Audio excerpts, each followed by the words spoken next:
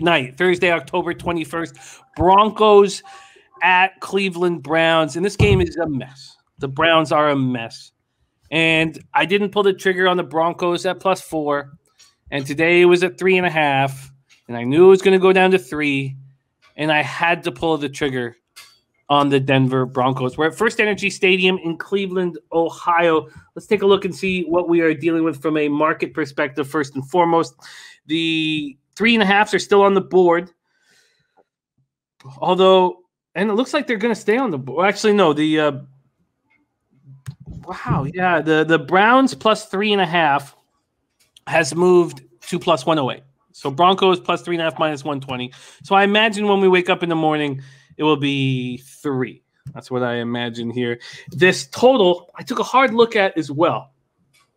But I don't know what to make of what we're going to get offensively from the Cleveland Browns, and we'll have to discuss that. This total opened up at 44. It's now down to 42. There are a couple 42.5s on the board. Wolfie says Browns just got to win. Yeah, they got to win. But are they capable of doing it? Morgan Spooner said, great work, swept my Sunday card with your help. Nice job, Morgan Spooner. And it's 4-0, San Jose, says Dennis Garcia. Jesus. Okay, and Dennis Garcia says, give me a 3, I'll take Cleveland. You know, I do understand that. Let's take a look at but a lot of things kind of have to fall into place for the Browns injury-wise. And we have 8,347 tickets in. 49% of the tickets, 34% of the cash on the Browns. So bigger bets coming in on the Broncos. Then you have 42% of tickets and 72% of cash on the over. Let's break this down further. We'll start with the Broncos coming off their third straight loss, 34-24 at home to the Raiders. They were down 31-10 going into the fourth quarter. It was just abysmal. It was ugly. Bridgewater, 35 of 49 for 334 yards, 3 TDs, 3 interceptions, and lost a fumble. He's dealing with a foot injury, so he's listed as questionable. Fangio said today, he said when they asked if Bridgewater would play Thursday, Fangio said, I think so. And Pat Shurmur, offense coordinator, when asked if he'd have to adjust his game plan, if Bridgewater's mobility is affected, he said, my understanding is he'll be ready to go. Noah Fant caught 9 passes for 97 yards and a touchdown. Cortland Sutton, 8 catches for 94 yards and a touchdown. Javonte Williams ran 11 times for 53 yards. When I watched Javonte Williams and Melvin Gordon compete, I think Javonte Williams is the better running back.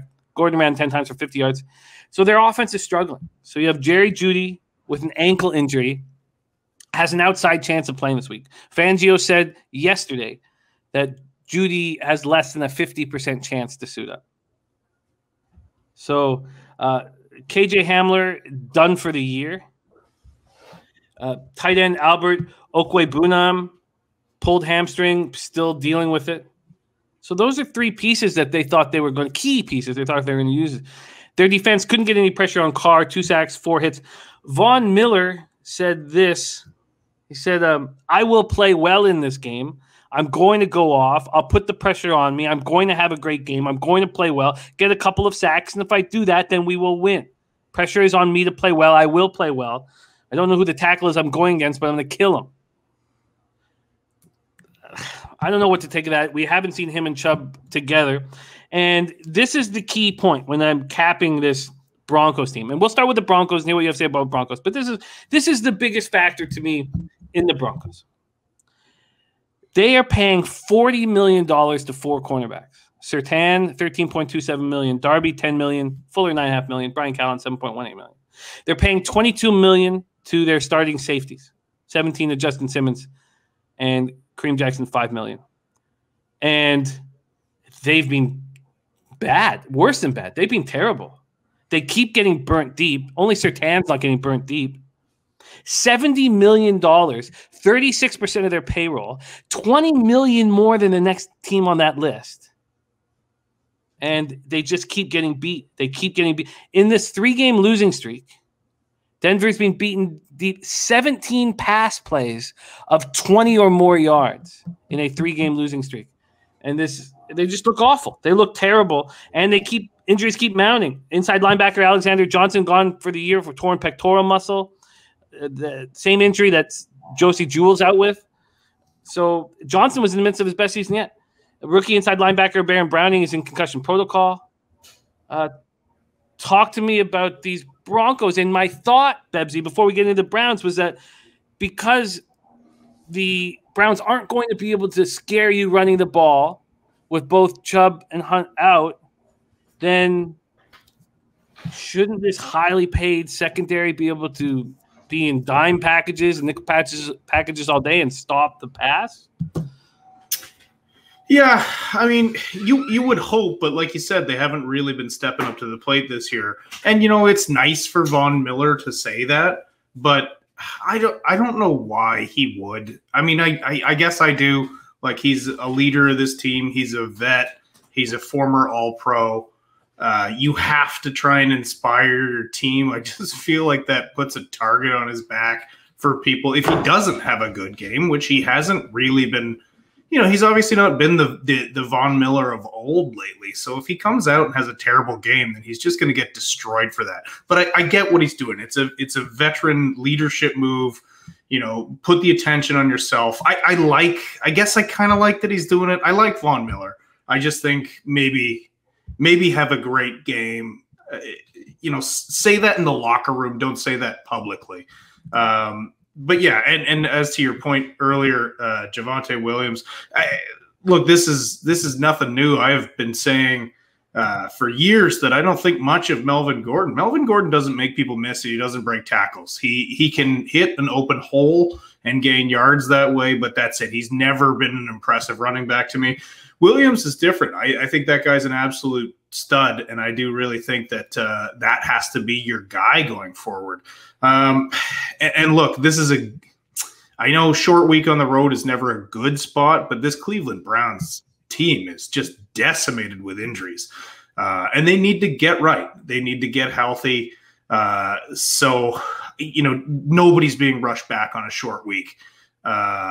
Even though they desperately need a win here, dropping 2 in a row.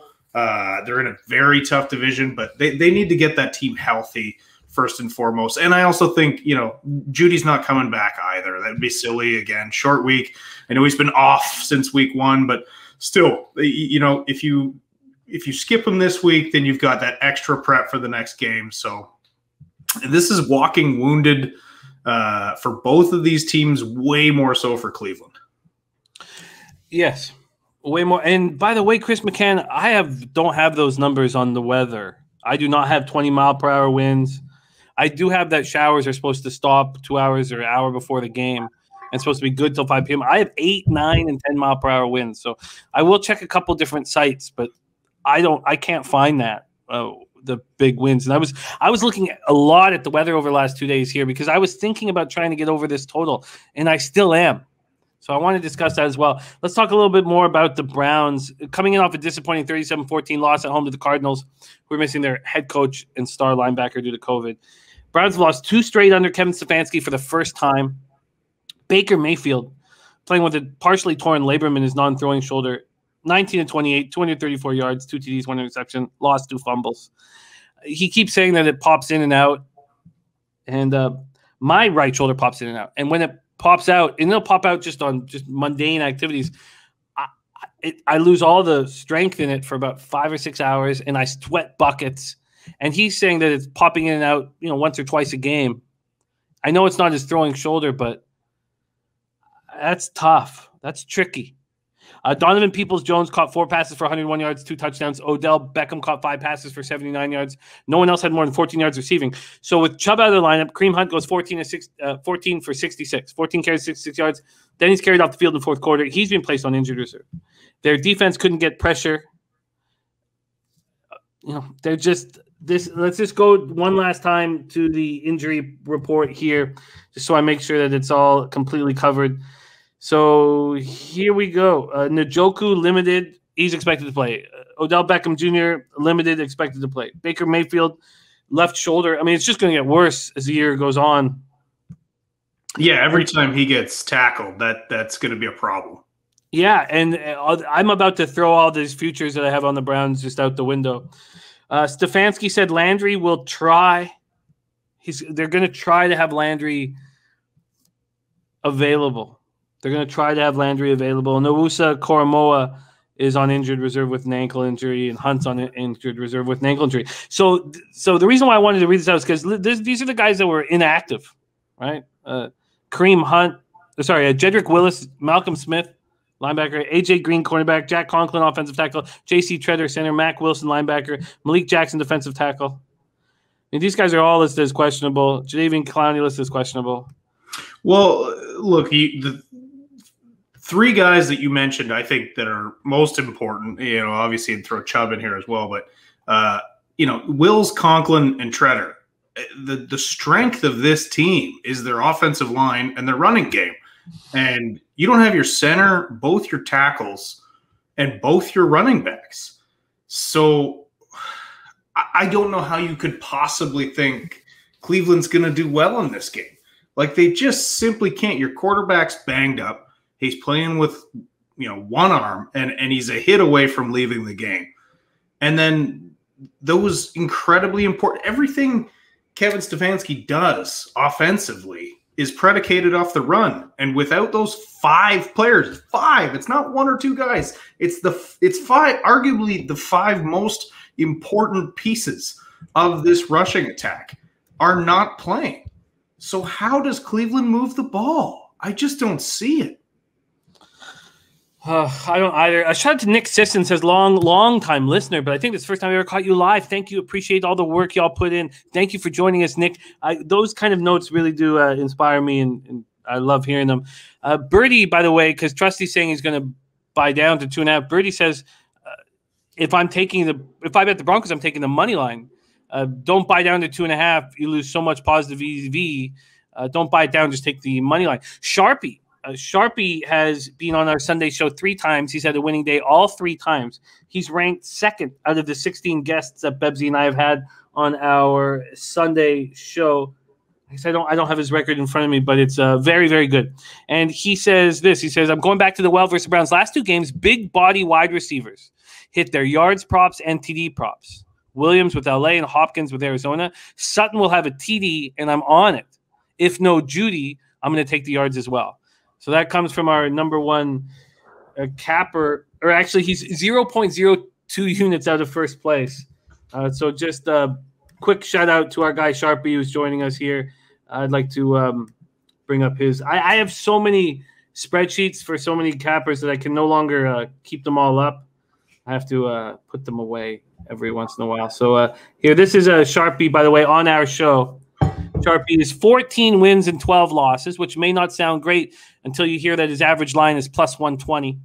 He's up 3.43 units and ROI plus 13.19%, and has not had a losing day as a guest on our show. So shout out to Sharpie, and thank you for joining us. Well, I'm on the Broncos plus 3.5. I just don't see. Maybe I'll put it better this way. I just see this as a pretty easy team to defend right now in the Browns. I'm with Birdie here. I would, if it wasn't Thursday Night Football, All right, the Thursday Night Football gods have shut Bebsy down from what he was about to say. The NFL came in and said, Birdie, we're not going to let you, Bebsy, we're not going to let you talk about Thursday Night Football like that. We're going to shut you the fuck down. Okay, I think that if Bebsy does feel this way, that he should start betting Thursday Night Football. I think you should make a move on this spot. Bebsy, you're back in action here. You were about to say if this wasn't Thursday Night Football. I think I'd be taking Broncos money line here. Like I agree with Birdie. I just don't see how. All right, we're gonna have to get Bebsy hardwired into his internet, which will happen shortly. I'm on the Broncos plus 3.5 and minus 120, and Cindy Place always says if we play, the under is the play. I get it. This will be 3 when we wake up in the morning. All right, that is the Thursday nighter. We got Bebsy back in action. I think we have Bebsy back in action. I'll let Jose make that call here. But there's your Thursday nighter. I'm on the Broncos plus 3.5 and minus 120. We move on